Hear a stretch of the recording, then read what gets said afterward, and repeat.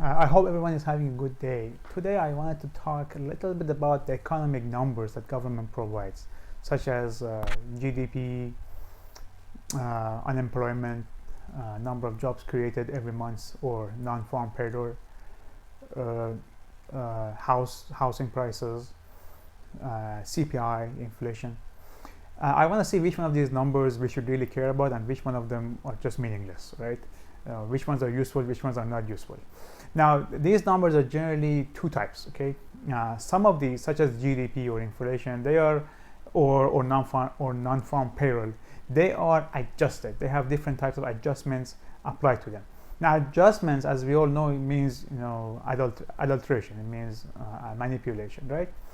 And some of them are pure, such as how price of the house, median house prices in the U.S. That's just a number, right? Or median income in the U.S. That's just a number, right?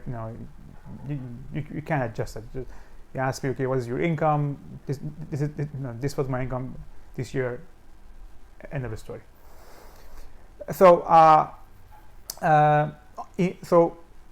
some of these numbers are really important, such as GDP, for example. GDP, the way they report it, they call it real GDP, which means it is the nominal GDP of the country adjusted to inflation. Okay, so you see, inflation plays a core role over here.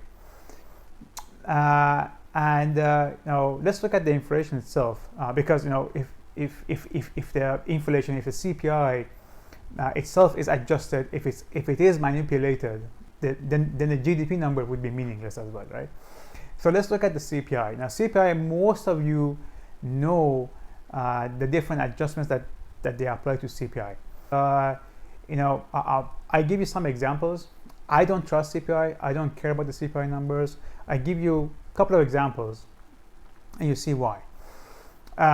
So CPI is a basket, right? It is comprised of different items: housing, new car, used car, grocery, electronics, and so on and so forth, right? Now, one of the biggest items is new car prices, right?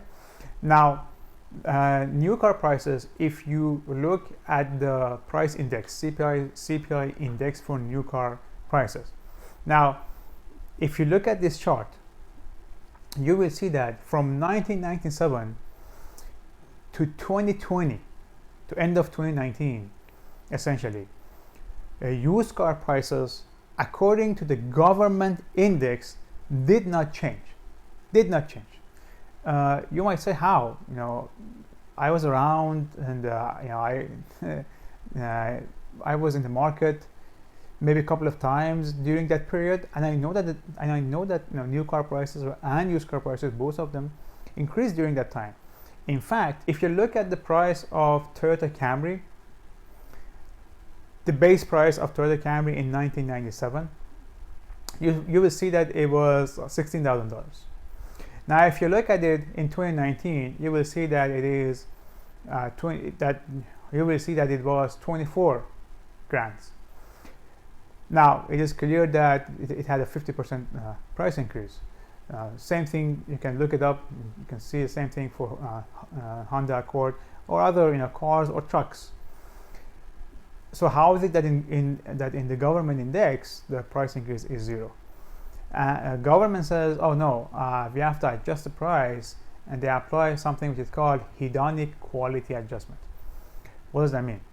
Government says that, yes, sure, in 1997 you were buying Toyota Camry, the base Toyota Camry, for 16 grand. However, the base Toyota Camry in 2019 has a bunch of extra options that the 1997 model did not have, and you have to adjust for all those options, all those extra qualities that you are getting from your money. So we think that absent of those options, it must have been $16,000.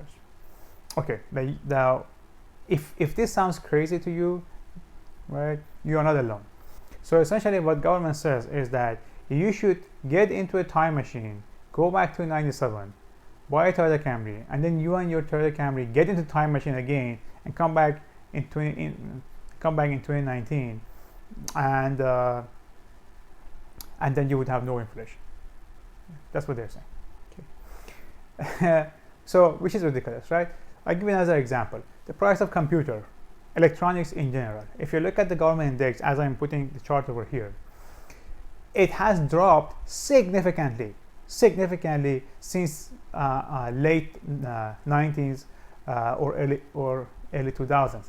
Now, if you had to buy a laptop or computer in early 2000s, like I had to, you know, and you remember that back then you had to pay between $800 to $1,000 to get a decent laptop, and now you have to pay again still $800 to $1,000 to get a decent laptop. So it didn't change. How is it that according to government index again, it had a deflation of some 80-90%? Again, government says it is because of hedonic quality adjustment. What you were getting in early 2000, it was a computer with a small heart, a small RAM, right, a small or no graphic card. But what you are getting now, it has a huge RAM, huge hard disk, and a good graphic card. Now the question I would ask is that, okay, can I run any of the softwares today on the computer of early 2000? The answer is no. This is ridiculous. This is nonsense, right? In fact, if you want to stick with this hedonic quality adjustment theory or principle for the government, then we should actually have 0% inflation since the caveman era, all right? Because the humans, they used to live in the cave. They had no options. They didn't have AC, nothing like heating, computer, nothing. They didn't have anything, right?